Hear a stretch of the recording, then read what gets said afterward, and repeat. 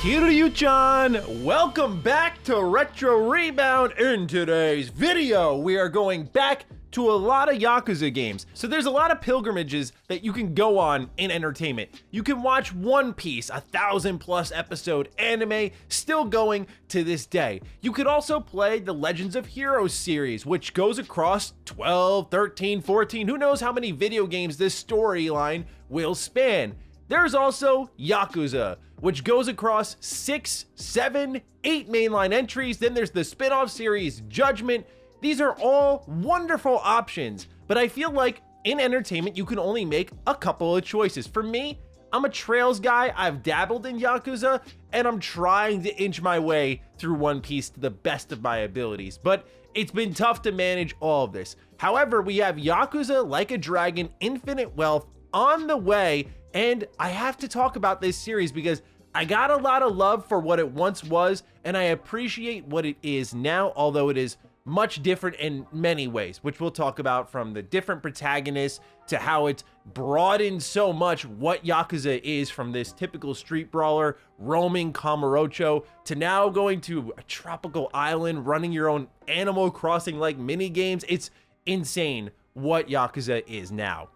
So is it really that good? Of course. I will just say right off the bat though, I'm no real expert of Yakuza. I've played Kiwami 1 and 2, Like a Dragon. I actually tried to start the series at 4 on PS3 when that finally came over the West because it was such a big deal. I've not played 0. I've played Judgment. Like, I've gone all over the RGG spectrum. So I'm not gonna approach this like an expert, but I'm here for those who are looking to understand properly, is Yakuza really that good? Why it is, what it was, what it is now, and on top of that, should you be interested in the newest entry, Infinite Wealth, and where should you start? So we're going to talk about all of that here today. Ladies and gentlemen, if you're new here and you're into nostalgic and retrospective content, you're in the right place. Consider subscribing. My entry into this series was with Kiwami 1. It was a Christmas gift I got, kind of one of those, my mom asked me, Matt, do you want any games for Christmas? I saw one on sale. It was Yakuza Kiwami 1. I went, you know what? Let's go ahead, check it out. Why not, right? Had very little expectations, no knowledge of what Yakuza was. It just, I hate to say it, but it was definitely kind of the same approach I had when I was much younger, which was, this sounds cool. How bad could it be?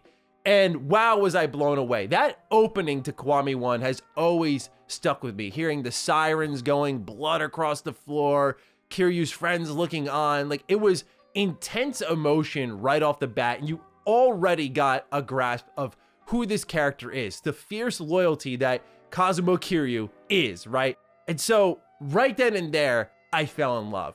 But it was as you got deeper and deeper into the game, how it subverted your expectations, what really blew me away.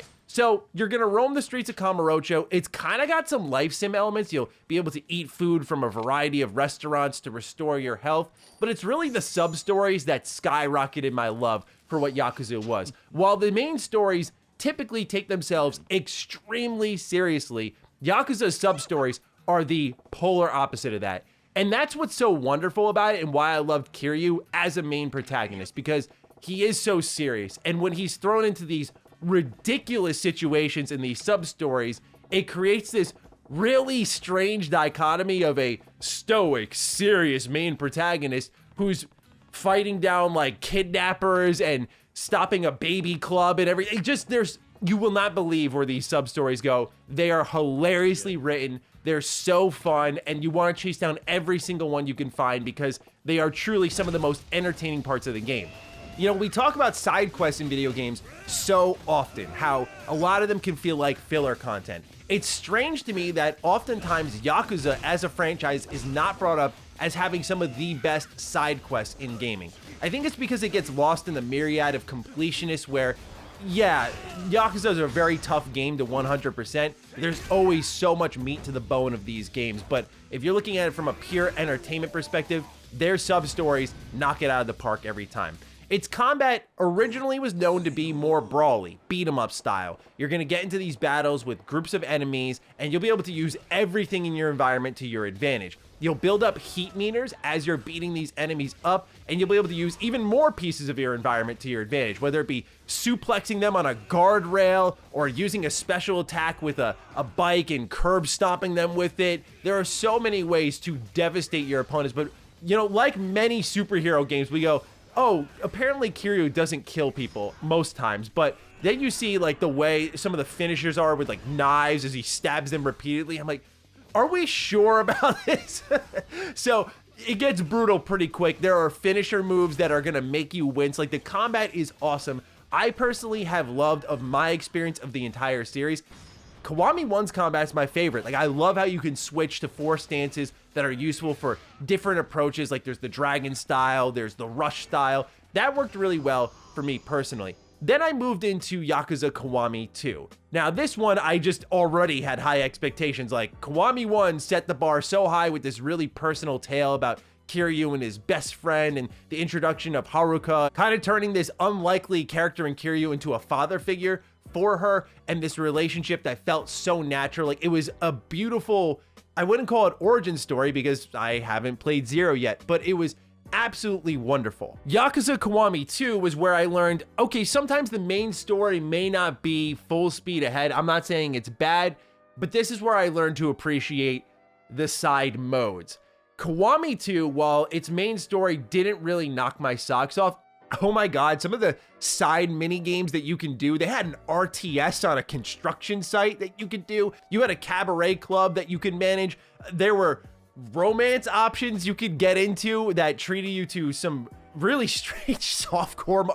I couldn't believe what was packed into this game. It's like every layer I pulled back was an insane surprise, for better or for worse. It still had the zany sub-stories, but you really saw them flexing the side game muscles. Because again, you're back in Kamurocho, you're like, okay, I've been here before, what's new? And really what it is constantly this same hub, but there's new people, there's new games to find, new stories to find, and that's what keeps people going. Even if the combat sees slight alterations, I feel like they changed the combat too much from Kiwami 1 to Kiwami 2, where it dialed down the strengths of 1 and kind of limited what was there in 2. But there were great progression systems in each of these where it's pretty simple. As you complete quests, as you beat up enemies, you're going to be able to level up and invest in these skill trees. So Kiwami 1 and 2 were really my big splash in this series, and many people are wondering why I didn't continue on, and it's the problem I think some have had, but I've decided to strip myself of these issues, and I will be taking the dive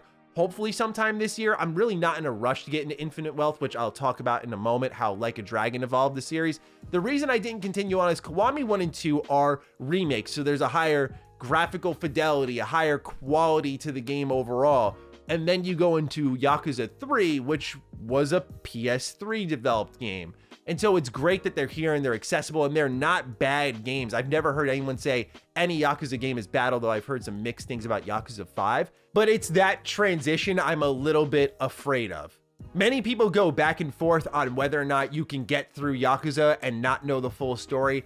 I feel like it's the same thing you've heard for every game. Do you want to jump into Infinite Wealth? You could, but you probably should at least start with Like a Dragon if you want the full emotional impact, especially with where I know Kiryu is at now after A Man Who Erased His Name.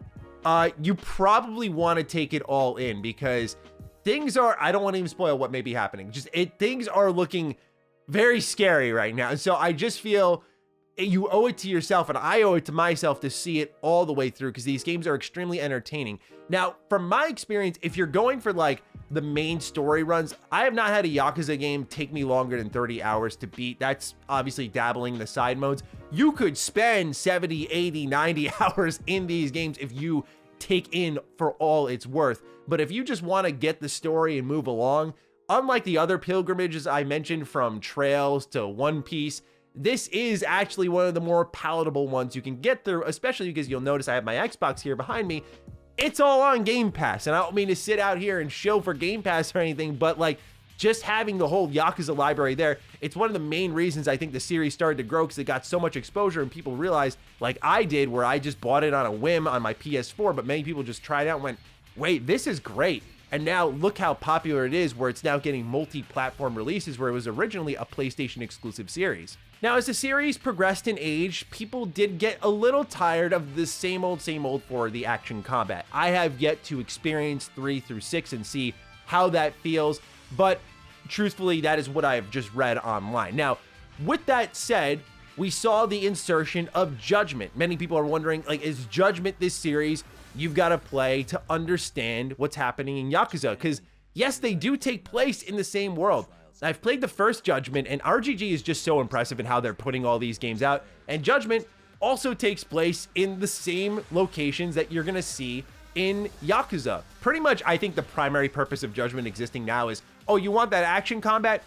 Go play as Yagami-san, all right? And if you want to have turn-based combat, which is what Yakuza evolved into, you're going to find that in Like a Dragon and on.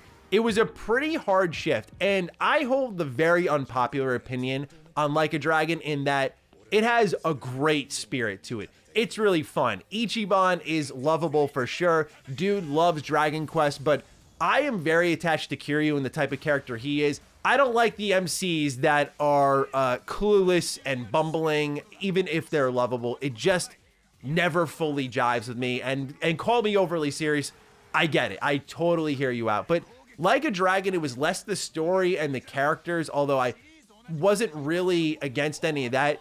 It was that I think what happened is when you had this serious protagonist in 1 through 6 and you had these crazy sub-stories, it was a really good emotional balance. Now you have a idiot in the main storyline who's doing funny things and crazy things throughout the main storyline, and then the sub-stories lose a little bit of their luster for me because instead of being the palate cleanser or the balancing act, it's like everything's all topsy-turvy and crazy. And that's what Yakuza has kind of changed into. Everything's crazy. The summons are crazy. You're bringing in big crabs to help you fight. You're bringing in some wild stuff to help you fight. The evolution to turn-based, I think, was great to see because I want to see more turn-based games fully celebrated. But I do struggle a little bit with the transition tonally in the Yakuza franchise. I think it's because a lot of the focus was like, Ichiban's a big Dragon Quest fan, so this game should kind of feel spiritually like a Dragon Quest game. And it does. Like the first Like a Dragon game, I had experiences with grinding, whether it be through the mini games, which I love to do as, again, a palate cleanser, where in Like a Dragon, you needed to get 3 million yen to progress in the main story, which forced you into this big business mini game where you had to like manage all these different businesses. And it's really fun, but it was, again, I'm not doing the cabaret club, for example, out of obligation. I'm doing it because I want to. But in Like a Dragon, it's like, no, this is necessary. You have to do this. I mean, otherwise you could just farm enemies for hours and hours and hours, which is something else that they kind of had. Like the balancing of the combat wasn't perfect. You could tell it was their first go at turn-based because there was a final boss that would one-hit you. There was, like a lot of grinding in some of the sewer sections of the game. It's not a bad game by any stretch, but I did find myself not really in love with Like a Dragon and very much feeling optimistic in the evolutions I saw in Infinite Wealth. The lack of grinding, the focus on Kiryu as well as Ichiban, which I know there's a little bit of intermingling in Like a Dragon, but I feel like this one's a more forward-focusing story bringing these two together. The melding of action and turn-based and how the movement matters here in Like a Dragon Infinite Wealth. I really am excited about that Animal Crossing style minigame, and I say that as someone who's not really in love with Animal Crossing. So the series has evolved tremendously, and I'm willing to give Infinite Wealth this fair shake when I make my way to it. But let me just make one thing clear. I am definitely in the minority from what I've seen online when it comes to Like a Dragon. People love Ichiban. People love the tone. People love the craziness. They love everything about Like a Dragon. For me, as someone who experienced Kiwami 1 and 2, and I feel like based off my emotions there, as I progress in that Kiryu storyline, I may only become more emboldened in those feelings, I fear. But I still do have admiration for what Ichiban did. I still do love the series for what it is.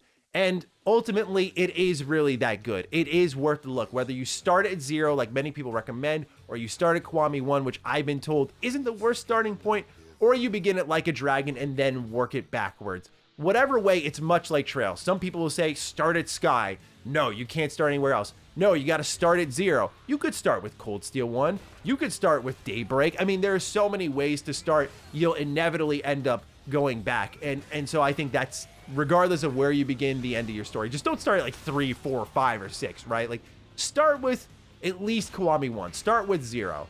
So yeah, I'd say give Yakuza a try. I'm really excited to go on that pilgrimage. I could see myself making either individual videos on each Yakuza I play for the first time, or what I think would be really fun is kind of a compilation of my experience across the entire series, which would be a marathon style video, but I like to do those on the occasion. So keep an eye out for that in the coming year or so. I know, just planting a little breadcrumb there. But nonetheless, ladies and gentlemen, let me know your thoughts on Yakuza. And with that, take great care of yourselves, and I will see you on the next Retro Rebound. Peace out.